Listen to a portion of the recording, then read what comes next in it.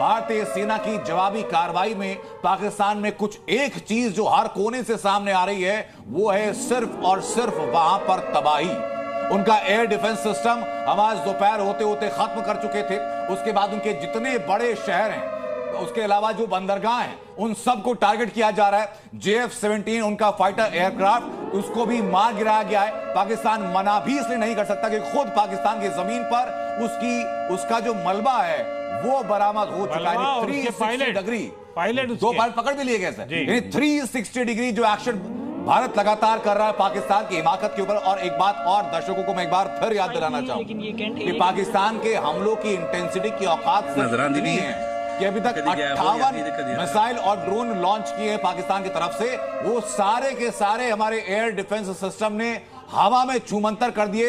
जमीन की निचली सतह तक आने की उनकी हिम्मत तक नहीं हुई है। एयर डिफेंस सिस्टम का ये ऑपरेशन है भारत की तरफ से। और एयर डिफेंस सिस्टम का ऑपरेशन पाकिस्तान में क्या है कि उनका एयर डिफेंस सिस्टम ही भारत की तरफ से खत्म कर दिया गया। यानी कि बिना छत के पाकिस्तान के कई शहर हो चुके हैं।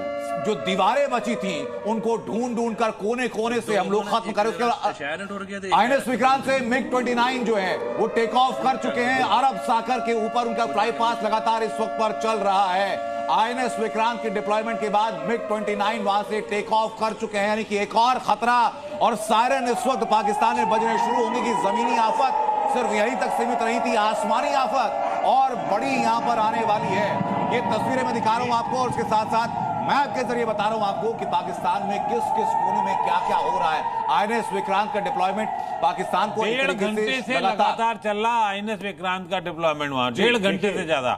और वो लोकेशन पे और बाकी पर मुझे जो सूचनाएं होती हैं पता नहीं कितनी अभी पक्की हैं, लेकिन उनका हमला शुरू हो चुका है। सर बिल्कुल उसकी देखने वाली बात है कि INS विक्रांत 262 मीटर लंबा 62 मीटर चौड़ा तैरता हुआ रनवे पाकिस्तान की तरफ बढ़ रहा है। उसके ऊपर 40 MiG-29 विमान स्थापित होते हैं। उसके अलावा कामोव हेलीकॉप्टर होते हैं जो कि सर्वेलेंस करते हैं।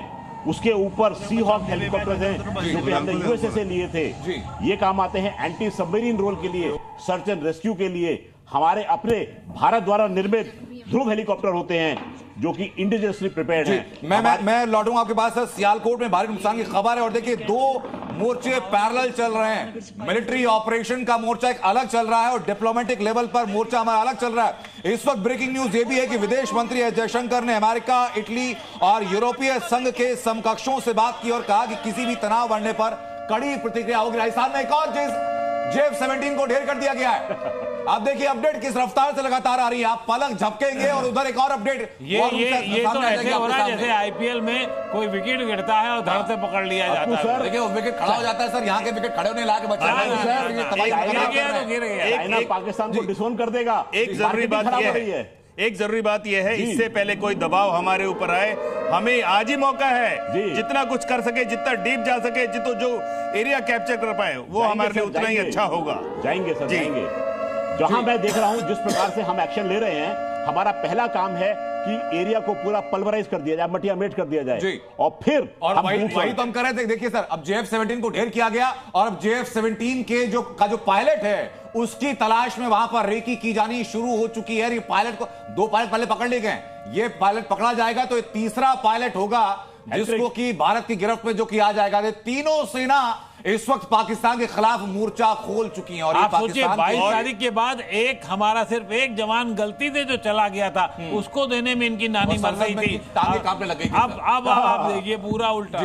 और ग्राउंड पे क्या हो रहा है कोई नहीं जान रहा है, हमें उसकी खबर नहीं आ रही है, ना ही आनी चाहिए। मैं लौटूं सर, दर्शक हमारे साथ जुड़ रहे हैं उनको लगातार मैं ब्रेकिंग अपडेट लगातार देता जाता हूं। पाकिस्तान पर तीनों सेनाओं की तरफ से फुल ऑन एक्शन किया जा चुका है।